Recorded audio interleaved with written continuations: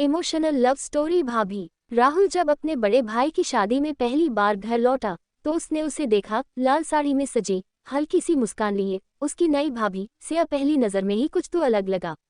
वो सिर्फ खूबसूरत नहीं थी, उसके चेहरे पर एक सुकून था, जैसे घर में कोई नई रोशनी आ गई हो। शादी के बाद धीरे धीरे घर की जिंदगी वापस पटरी पर आ गई।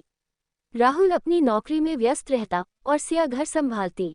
लेकिन हर शाम जब राहुल ऑफिस से लौटता, सिया दरवाजे पर खड़ी मिलती आ गए, चाय बनाओ, और राहुल बस मुस्कुरा देता। हाँ भाभी। समय के साथ उनकी बातचीत बढ़ने लगी। छोटी छोटी बातें, हल्की नोकझोंक और कभी कभी गहरी बातें, जैसे वो दोनों एक दूसरे को समझने लगे हों। लेकिन राहुल के दिल में जो था वो गलत भी था और सच भी। एक दिन सिया ने पूछा, राहुल तुम कुछ छुपा रहे हो न? राहुल चौंक गया। नहीं तो, सिया मुस्कुराई, दिल की बातें आंखों से दिख जाती है। उस रात राहुल सो नहीं पाया। उसने खुद से सवाल किया, क्या ये प्यार है या सिर्फ एक एहसास जो नहीं होना चाहिए? अगले दिन उसने फैसला किया। वो सिया के पास गया और बोला, भाभी आप मेरे लिए बहुत खास हो, लेकिन मैं इस रिश्ते की इज्जत करता हूँ। शायद दूरी ही सही है।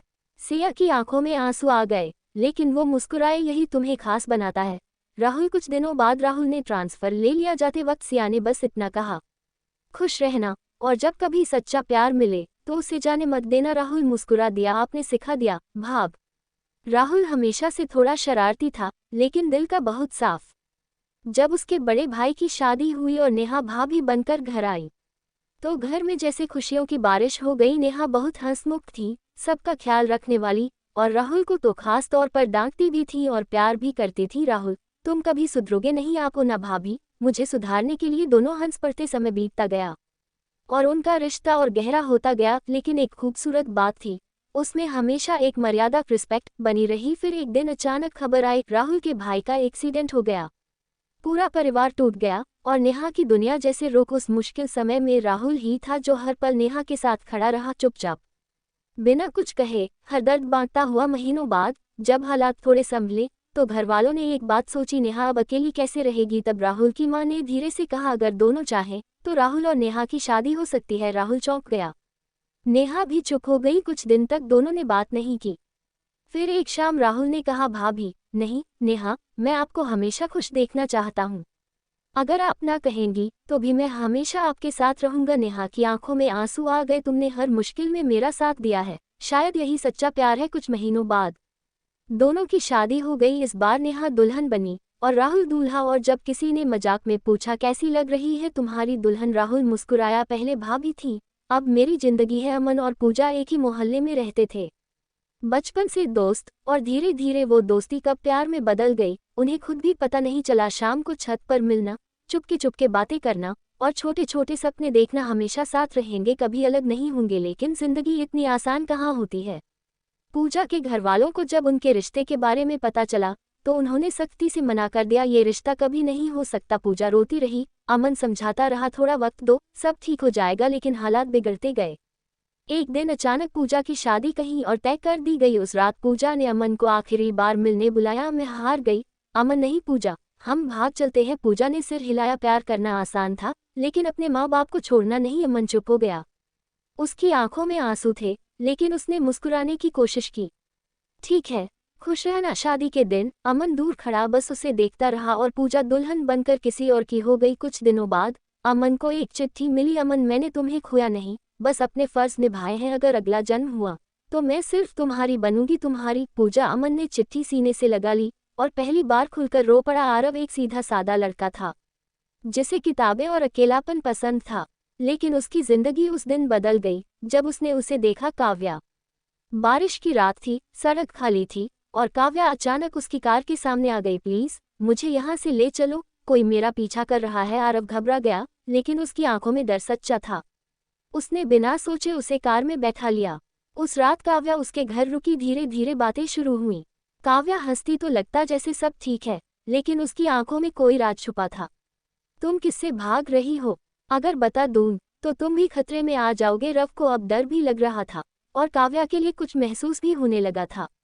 अगले दिन अचानक कुछ लोग आरव के घर आ पहुंचे। वो लड़की कहाँ है? आरव ने झूठ बोल दिया, यहाँ कोई नहीं है। उस दिन पहली बार उसे समझ आया, वो अब इस कहानी का हिस्सा बन चुका है। रात को काव्या ने सच बताया, मैं एक बड़े बिजनेसमैन के खिलाफ सबूत लेकर भाग रही हूँ। वो लोग मुझे खत्म करना चाहते हैं। आरव चौंक गया।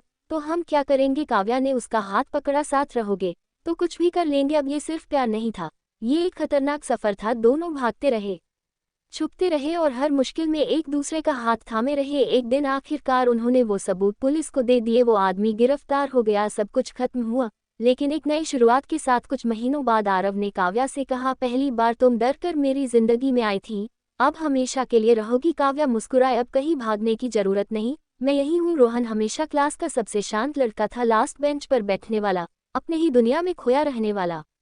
और फिर एक दिन क्लास में आए अनन्या।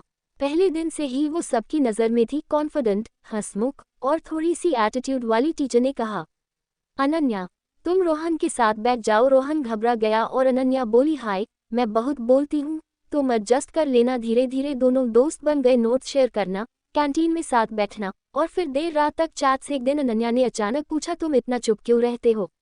रोहन मुस्कुराया, क्योंकि मुझे डर है कहीं जो दिल में है वो बोल दिया तो। अनन्या ने टीज करते हुए कहा, तो बोल दो ना। और उसी दिन रोहन ने कह दिया, मुझे तुम पसंद हो। कुछ सेकंड की खामोशी, फिर अनन्या मुस्कुरा दी, मुझे भी। लेकिन फाइनल ईयर आते आते प्रॉब्लम्स शुरू हो गई। रोहन करियर पर फोकस करना चाहता था और अनन्या चाहती थी कि वो उसे ज्यादा टाइम दे। एक दिन झगड़ा इतना बढ़ गया कि अनन्या बोल पड़ी, शायद हम एक दूसरे के लिए सही नहीं है।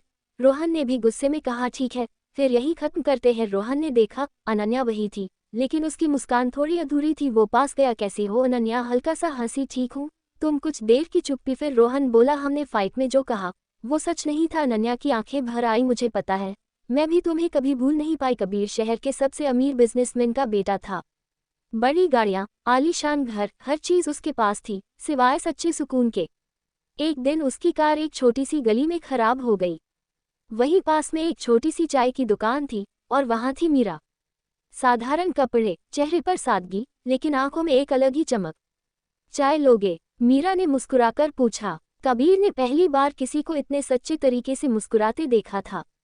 उस दिन से कबीर रोज वहां आने लगा। इतने अमीर होकर भी यहाँ मीरा हंसते हुए पूछती, कबीर जवाब देता, यहाँ शांति मिलती है और तुम भी। धीरे धीरे दोनों करीब आने लगे। मीरा उसे जिंदगी की छोटी खुशियां सिखाती और कबीर उसे बड़े सपने देखने की हिम्मत देता। लेकिन एक दिन कबीर के पिता को इस रिश्ते के बारे में पता चल गया। वो लड़की हमारे स्टेटस की नहीं है, उन्होंने गुस्से में कहा। कबीर ने पहली बार अपने पिता के खिलाफ आवाज उठाई, प्यार स्टेटस नहीं देखता। घर में तनाव बढ़ गया। कबीर को साफ कह दिया गया, या तो वो लड़की या ये घर। कबीर मीरा के पास गया, मैं सब छोड़ सकता हूँ, बस तुम साथ रहो। मीरा की आंखों में आंसू आ गए, नहीं कबीर, मैं तुम्हारी खुशियां छीन नहीं सकती, लेकिन मेरी खुशी तो तुम हो। मीरा मुस्कुराए, अगर सच में प्यार करते हो तो खुद को साबित करो, बिना सब कुछ छोड़े। कबीर ने हार नहीं मानी। उसने अपने दम पर नया बिजनेस शुरू किया, बिना अपने पिता की मदद के। दिन रात मेहनत की, असफलता मिली, फिर कोशिश की और आखिरकार वो सफल हो गया। कुछ साल बाद कबीर अपने पिता के सामने खड़ा था, आज मेरे पास सब कुछ है, लेकिन ये सब मैंने खुद बनाया है। सके पिता पहली बार मुस्कुराए, और वो लड़की? कबीर ने कहा, वो अभी भी वही है, मेरा इंतजार कर रही है। कबीर उसी छोटी सी चाय की दुकान पर पहुंचा। मीरा अब भी वही थी, लेकिन आज उसकी आंखों में उम्मीद थी। कबीर ने उसका हाथ पकड़ लिया, अब कोई फर्क नहीं पड़ता, ना पैसे का ना स्टेटस का, बस तुम और मैं। मीरा मुस्कुराई, मैंने कहा था ना, सच्चा प्यार इंतजार करता है। प्यार अमीरी गरीबी नहीं देखता, बस दिल की सच्चाई देखता है।